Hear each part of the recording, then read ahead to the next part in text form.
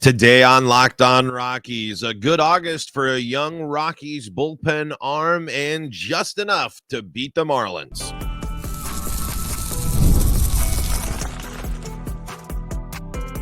You are Locked On Rockies, your daily Colorado Rockies podcast, part of the Locked On Podcast Network, your team every day. Rock on Rockies fans, welcome into the Locked On Rockies podcast for today, the 27th day of August in the year 2024. I'm your host of the Locked On Rockies podcast, Paul Holden, bringing you your daily Colorado Rockies talk right here on the Locked On Podcast Network.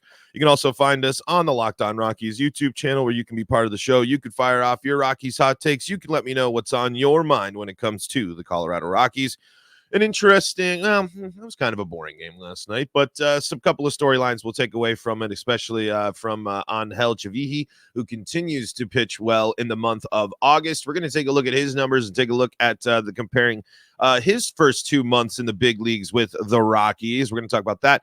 Recap the game a little bit there, and we got to mention here that this is the second game and third game in this series here. You have to back up your starting pitching. There's no excuse, especially in this series, for you not to be in the driver's seat the rest of the way. You got you fought through a close opening game. Now you got Quantrill and Freeland. You got your 1 and your 2 up, and you're going up against a this Marlins rotation that isn't usually what it is. It's kind of bits and pieces of itself as they continue to go through their rebuild and the rest of 2024. We're going to dive into all that and more, all on today's episode of Locked On Rockies. Before we dive into all the fun, though, got to let you know that today's episode is brought to you by FanDuel. Now through September 22nd, all FanDuel customers can get $5 and get a 3-week free trial of NFL Sunday Ticket from YouTube and can bet $5 and get a 3-week free trial of NFL Sunday Ticket from YouTube and YouTube TV. Visit FanDuel.com/locked-on to get started. And we will start with the to recap the game will bring us to Chavihi. So we'll start there. You know, when I watched the game last night and when I was going through the game, it was just kind of a classic, a little bit of a snoozer type of game. And it's one where they're good pitchers, but Edward Cabrera is still striking out 8. I know he allows the 3. I know the Rockies get to him, but it's like it's one of those things where I look there and the aggression and the over-eagerness of some of the Rockies does continue to bite them in the rear as they continue to strike out a ton. And I know that's kind of the MO, and they got to be aggressive. They got to do that, but I would just like to see when you're going up against a walk-prone pitcher, take the time a little bit more. There were some good counts that people brought up, and there was some good at bats, certainly. But it is a little bit of that stinging point when you look there, and it's an 8 strikeout day. I mean, and especially when you compare it to Rockies pitching. The Rockies got 8 strikeouts as a whole yesterday. That took 4 pitchers to get to that point. Ryan Feltner only picking up the 2 strikeouts throughout while allowing 7. I mean, that's not really the recipe for success all the time at Coors Field. It is when you can when you're going against a team that isn't necessarily a great offense there. The Marlins as a team are batting .239 right now. They got a OBP of .295 and a slugging of .369. So in reality, it's I'm not too shocked that the Marlins offense struggled a bit yesterday, but I still would have liked to see the Rockies be able to get more punch outs. And I know Feltner's, it's not necessarily really any of the Rockies pitchers' MOs to go out and hunt strikeouts. But when you're actually, like we talked about yesterday, this is a series in which you have to feel like the big dogs. You have to feel confident that you are the ones in control here. And then you fall down, you fall behind early. Not early, I guess it was in the middle of the game because it was nothing there for up until the 5th. But just about the first half of the game, nothing really going on. Rockies only getting 6 hits on the day too, so not necessarily the most thrilling performance from the Rockies offense. But the good news is they did enough to get the job done, including Ryan McMahon, with the timely big hit, and he's got a couple of base knocks. He needs to continue to be. I mean, it is. The best thing that Ryan McMahon can do is finish this month strong and have a real good September, because the post All-Star break blues have just been abysmal for him. But things are starting to look up a little bit more for Ryan McMahon. In his last 27 at bats, he's batting 259, 310, and a slugging of 407. His OBP is 310. 4 RBI with that home run that he hit yesterday, and that time he's got 7 hits as well, scored twice and a couple of walks there. But you zoom out, though, still, and this is kind of my bigger picture, and this is my bigger issue with when pitchers and when teams can come in and rack up 8 strikeouts in only 5 innings. It's a problem, because that means players like Ryan McMahon are swinging and missing way too much, way more than they should. In the last 100 at-bats for Ryan McMahon, he struck out 34 times. He struck out nearly 35% of the time that he has appeared at the dish in the last 100 at-bats. That's just a huge problem. And in that time, he's only hit 3 home runs, only 13 RBI, and his batting average is 158, an OBP of 289, and a slugging of 287. 16 hits in that time. So when you're getting a hit only less than 20% of the time, and you're striking out at a 34% rate, and you are the anchor, middle point, de facto great, part of the middle of the order, that just ain't gonna fly.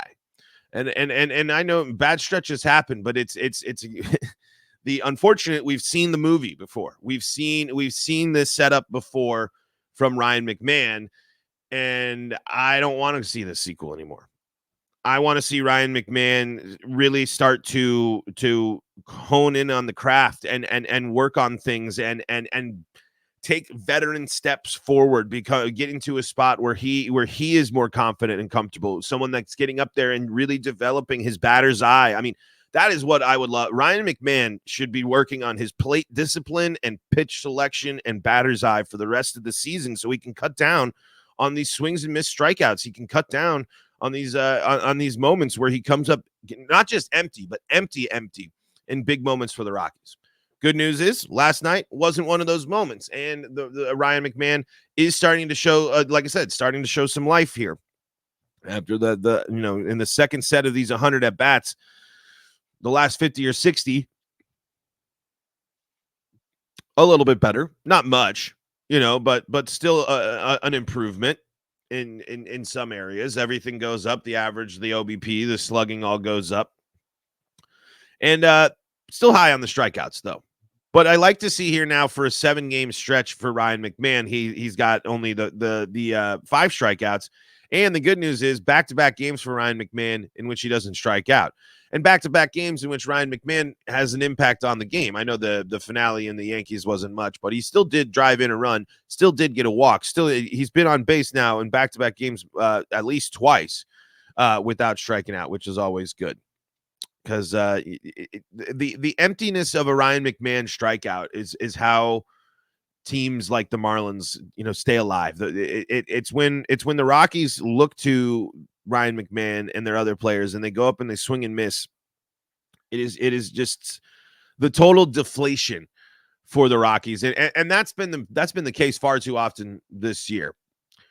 Luckily, though, the offense does just enough yesterday, and it was a good response as well. I mean, it was a good to see the Rockies go out there and they go down, but they answer right back, and they've been out hit. That things aren't going exactly they want to do the way to do it, but they go out and they do just enough. That's you can't ask for much more than that. You got a chance. You gave yourself an opportunity, and like I said, when Ryan McMahon comes up, he didn't miss, and it is something that matters. It does matter, and getting that first win of the series, always good. Always good to now be able to play ahead here. And if you win today, you're in a spot where you're splitting the series instead of just in a chance. You're not losing. You're not going to lose the series, which is good news there for the Rockies. Let's talk about the other player that's been getting into a nice little groove here in the month of August, and talk a little bit about his performances, because he had another moment there on the mound last night for the Rockies. We're going to do that and more coming up on today's episode of Locked On Rockies. Before we do that, though, got to tell you about the folks that help make this show possible, and that includes FanDuel. FanDuel, in case you haven't heard, which I know you've heard if you've listened to this podcast, is America's #1 sportsbook, and they got you covered for all your props, your futures, all the sportsbook action you need for all the sports as football is back. And baseball still in full swing, obviously. Still plenty of things to get in on all the action, but you're not going to want to miss this if you're a football fan. You've heard us talk a lot about FanDuel, America's #1 sportsbook. Well, we have something a little different for you now. Through September 22nd, all FanDuel customers can bet $5 and get a 3-week free trial of NFL Sunday Ticket from YouTube and YouTube TV. Then with the YouTube TV base plan, you'll be able to watch every regular season Sunday afternoon out-of-market game. All you need is a Google account and a current form of payment, and you can cancel any time. Just visit FanDuel.com/lockedon. That's FanDuel.com/lockedon to download America's #1 sportsbook. Get yourself a 3-week free trial of NFL Sunday Ticket from YouTube and YouTube TV. And check out all the props, the odds, the bets, everything available to you on America's #1 sportsbook, FanDuel.com/lockedon. This is the Locked On Rockies podcast. We are free and streaming on your favorite streaming services, bringing you your daily Colorado Rockies talk right here on the Locked On Podcast Network, where you can find your team every day. If your team is the Colorado Rockies, you found the right spot, because we talk Rockies baseball each and every day here, free and streaming on your favorite streaming services, and on the Locked On Rockies YouTube channel, where you can be part of the show. You can fire off your Rockies hot takes, and if you subscribe to the show, you really are helping me out big time. Really do appreciate that. Okay, folks, before we dive actually into everything, got to remind you to check out Locked On MLB for your second listen of the day. Our pal Sully's got you covered there. And get all your Rockies play-by-play action from SiriusXM and the SiriusXM app all season long. Angel Chavi is going through a good groove right now here for the Colorado Rockies. In the month of in the month of June, he had 5 appearances for the Rockies, 5 innings pitched, and during those 5 innings pitched, batters batted .348, had a whip of 1.50. He gave up 3 home runs, 5 earned runs on 8 hits. There in just the 5 1/3 innings pitched. Fast forward to August. He came into the month with an ERA of 8.44. Now at this stage, after last night's game, he's dropped his ERA to 4.15. And throughout this time as well, he has dropped the opponent batting average against him to 279, the whip down to 1.27. All massive improvements. And one of the good things that we've seen as well is he's been mostly scoreless throughout his appearances here in the month of August. Now only twice in the month of August has has a team scored on him. And then those both came against the Atlanta Braves in back-to-back games there in the middle of August. Did I miss? Nope, that is a hits batsman. Yeah, so no earned runs in the past 6 appearances for Chavihi, which is awesome. It's because look at some of these names that he's had to go up against too in this stretch: Arizona, San Diego, the Yankees. So those are good lineups. Washington and Miami, the other ones, but it's good to see him come in there and handle business as well. Mostly clean innings as well. When you're looking at since giving up those runs there, he's had half of his appearances, half of the 6 innings that he's pitched since giving up those runs. He has not given up even a single hit in that time. He's only not in since those back-to-back games where he's allowed to run at least 1 strikeout in 5 of the 6 starts for him in his last appearances there. So really good to see this bounce back, and really good to see him getting into a nice groove here. And what's good to see too throughout the month of August, when you take out you got these Atlanta games in there. This is appearances on the road and at home. Good solid appearances against San Diego, even with a handful of walks at that time as well. He's only walked 3 batters so far all season long for the Rockies, which is a great sign, because we know how crucial and how critical bullpen walks can be. So for the young guy to be able to continue a nice stretch here where he's gotten one walk, he's hit one batter, but in terms of 4-pitch walks based on balls, free passes, has only, oh, I'm sorry.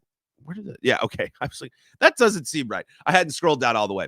He's got walks, 3 total walks there, and in all of his appearances, 4 counting the hits batsman. So sorry about that.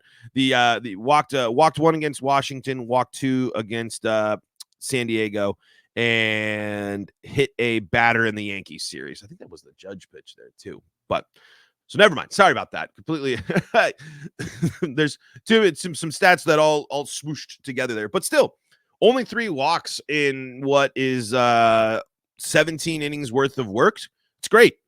The best thing the Rockies the best thing that we want to see from the Rockies bullpen is good, clean innings where they're aggressive, hitting their spots, and not obviously not allowing runs, but not allowing those free passes. We know those bullpen walks, late game walks are just total backbreakers. So this is a good, and it's, again, it's not a ton of innings, but it's still a solid stretch here where you're looking at the entire month of August, 12 innings pitched, and his ERA is 12.25.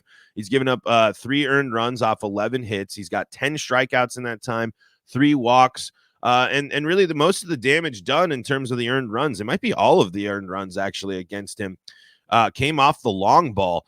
So limited with no home runs allowed other than that one, the back-to-back games against Atlanta in the month of August. Good improvement. And that's handling Coors Field as well. That's playing against the Mets. That's playing against the Padres. And so far that's playing against Miami at home in the hitter-friendly environment. And that's being successful at Yankee Stadium, a place that's obviously a hitter-friendly environment as well. So really great signs of the best part is you're seeing a great improvement, and you're seeing a confidence on the mound as well. At this point, I don't think he's necessarily as I think the new feel is wearing off a little bit. Obviously, I'm still sure it's an incredible feeling to be going up there and pitching, but I think now that he knows that he's had a month and gotten himself in a groove, not really worried, not as worried probably about the up and down carousel of going down. A solid month is probably good enough to cement him a piece in this bullpen for the rest of the season for him to be there. So I think maybe you can kind of feel that more confidence, and you can see that on the mound there. But it matters. I mean, those type of stretches matter. If you have a bullpen arm that's going through the stretch that Javihi is going through right now during a competitive stretch, during a postseason push, you would be thrilled if you were able to turn to a bullpen piece like this, and these were the results that you were going to get.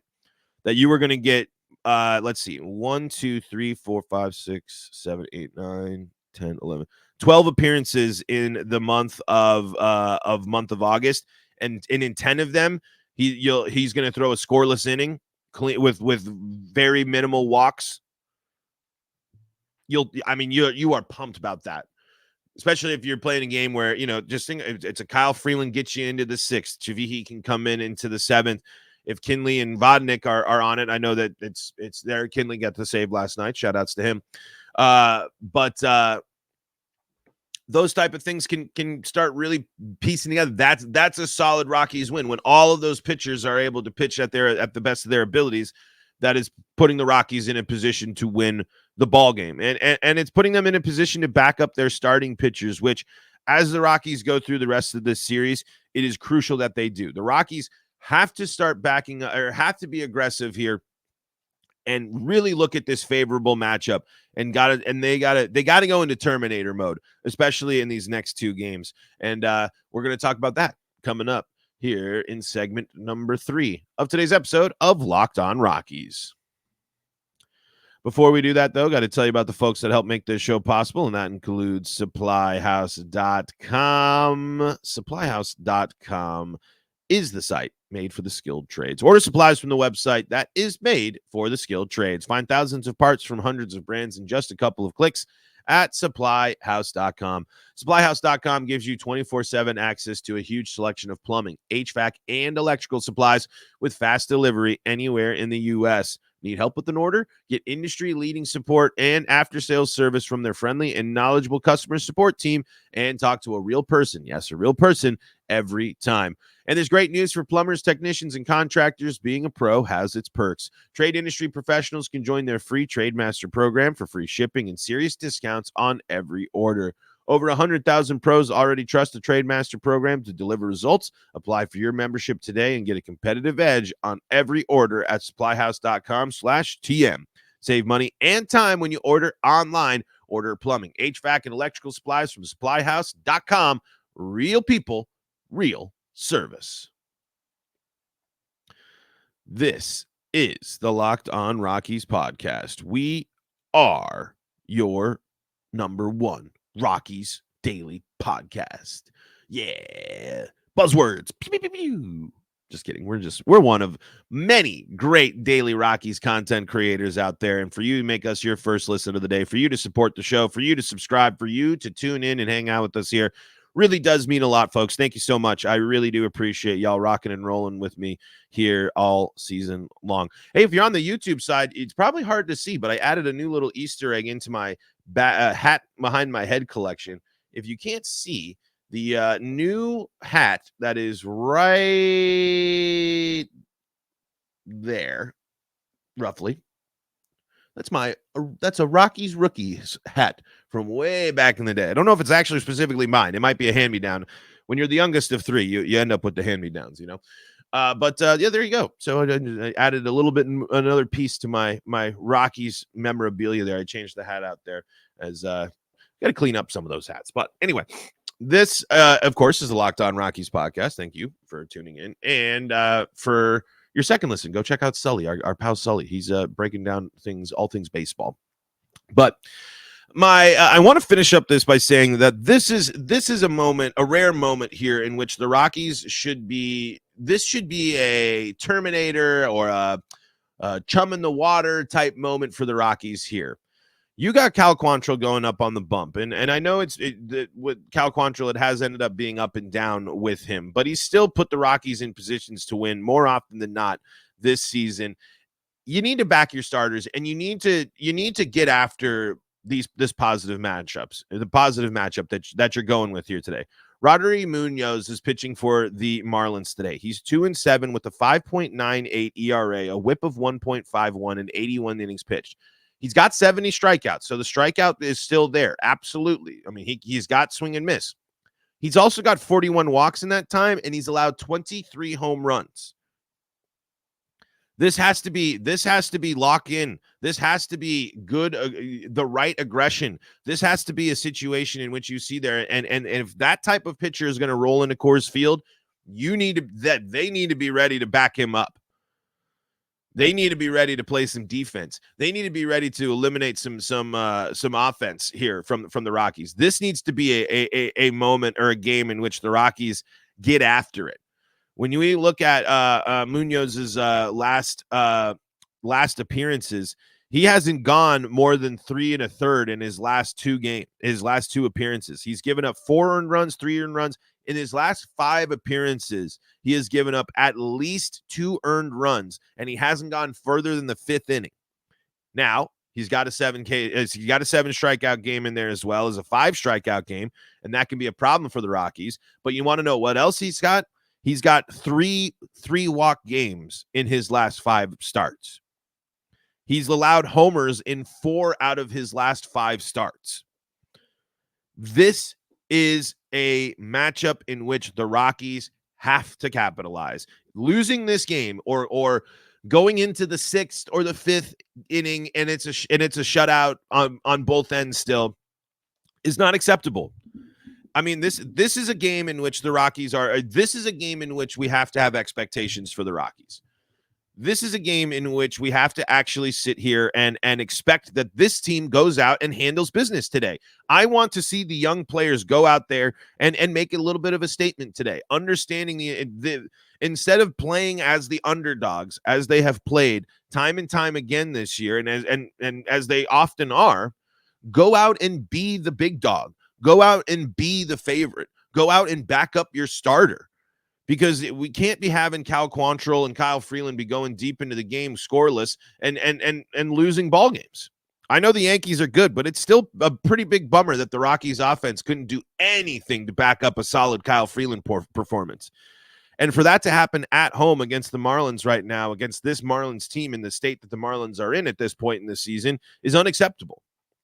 That is a moment of development in which I will see minus signs. That losing a series like this and not capitalizing on positive matchups does sour a little bit of the perception. I mean, I know it's baseball, and I understand how funky and weird it can be, but at some point we can't keep just throwing our hands up and willing ourselves to the that's baseball excuse or the bounces of baseball.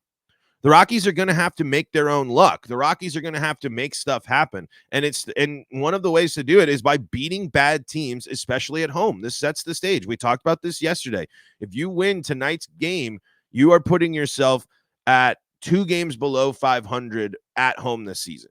And while that's not a big milestone, that's a pretty good way to salvage at least something from this season when it comes to win-loss record. That's actually something that you can point to as an improvement for this team, especially when you compare it to last year.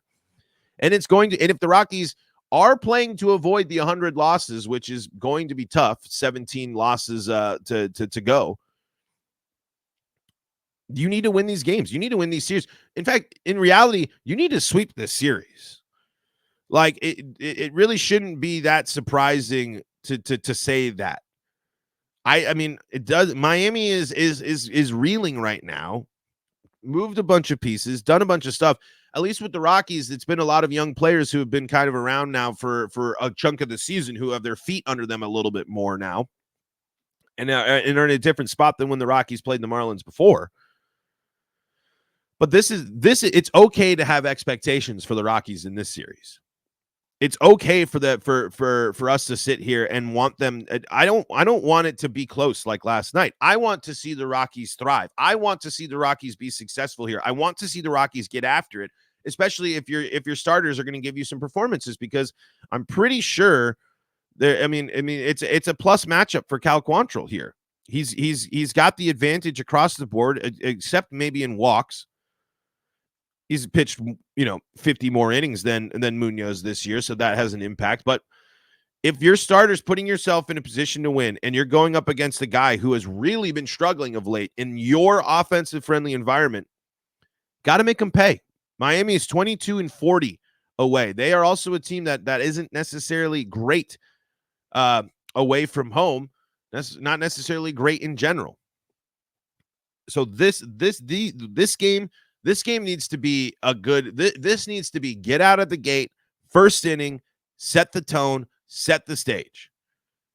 Go out and get a dub, and not only just get a dub, go out there and earn that dub with some authority.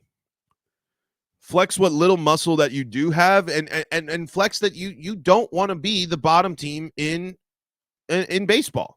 Obviously that's reserved, but you don't want to be known as the worst team in the NL West. You don't want to be. If you beat the Marlins, not only do you continue to have a better record than them, but you can say now, you blew it earlier, so there's an argument to be made against that. But still, you have the better record, and you won the most recent head-to-head series. That's the type of stuff you need to have for success if you're the Rockies. Beating the Marlins should be the expectation, not the surprise. That's what I think, at least. All right, folks, that is going to do it for today's episode of Locked On Rockies. Rockies are going to be playing again tonight. Sorry, I'm assuming random phone call that's throwing me off here on my intro. But anyway, Locked On Rockies on YouTube. Rockies taking on the Marlins tonight at 6:40 Mountain Time. And like I said, Quantrill versus Munoz there. A lot of plus signs for the Rockies in this one. If they can take advantage of the matchup, we will see if they do so. But folks, thank you again so much for making us your first listen of the day. For your second listen, go check out Locked On MLB. We got you covered over there. Our guy Sully's got you covered with all things baseball. And if you need more Colorado sports coverage, Locked On Broncos, Locked On Avalanche, Locked On Nuggets, and Locked On Buffs, all available as well on the Locked On Podcast Network. And until next time, this is Paul Holden saying so long from the Locked On Rockies podcast.